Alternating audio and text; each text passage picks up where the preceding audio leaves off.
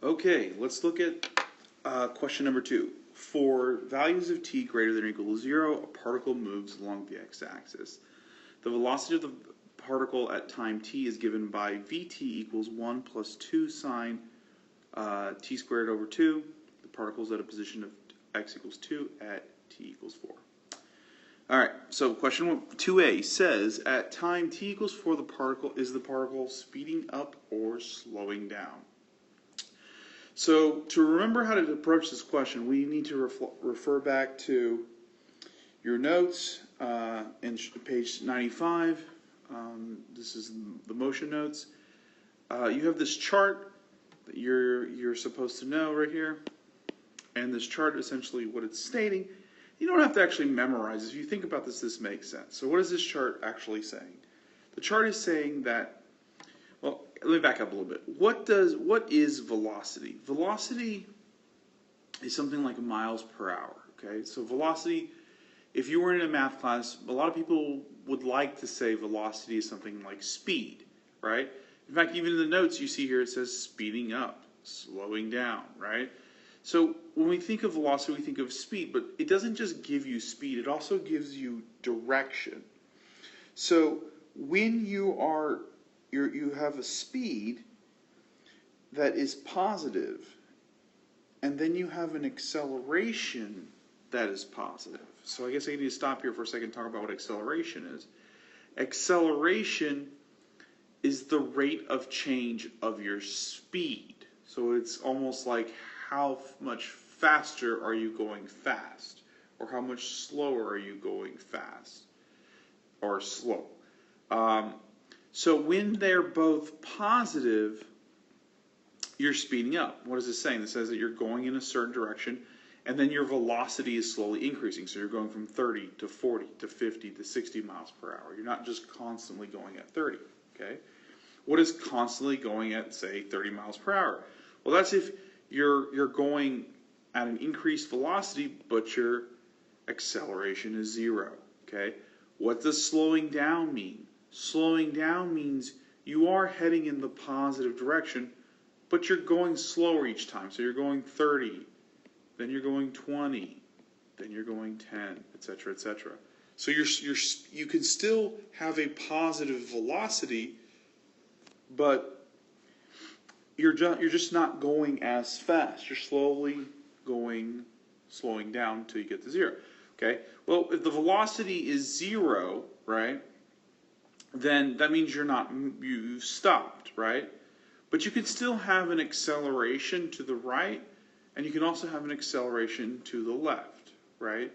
And this is just kind of, it's a little difficult to understand, but it's kind of like the idea of being in the same spot and spinning around, okay? So we say right because the acceleration is positive, and we say left because the acceleration is negative. And obviously, if you have no acceleration, you're just there, right? You've stopped and there's no acceleration. And then decrease in velocity is very similar to increase in velocity, only accelerations are flipped. So if you have a negative velocity, that means you're going to you're accelerating to the left, or your speed is to the left, but your acceleration, so this means you're going to the left, but you're going to the left slower and slower. So it's very similar to this, but you're doing it to the left as opposed to the right, okay? And conversely, the same thing is true with speeding up. If your velocity is negative and your acceleration is negative, then you're doing the same thing as this. So maybe something to help you out with the graph is to notice the symmetry in this graph as you study this. So we need to realize that if you're positive, you're speeding up, and if you're negative, you're slowing down. You're speeding up as well. If they alternate, then you're slowing down, right?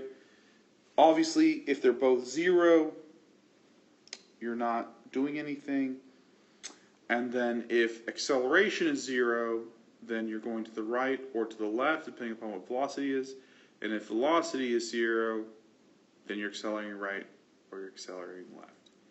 In any case, I've probably beaten this up a little bit, but you do need to know this chart. So that's the first thing. We have to know this chart. So what does this mean in this question? So if it says, is the particle speeding up or is the particle slowing down, right? All I need to do is go to this chart and decide, am I speeding up or am I slowing down? So that means you're going to be in corners, right?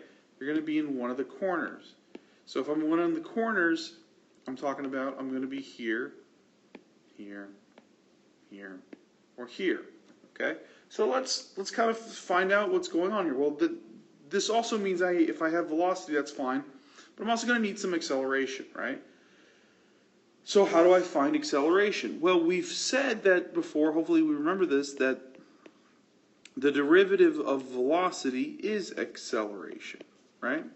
So if the derivative of velocity is acceleration, then all it's left to do is take the derivative and I'll get the acceleration. So I'm just going to, if I take the derivative of this function, I will get acceleration, right? But here's the other thing, right?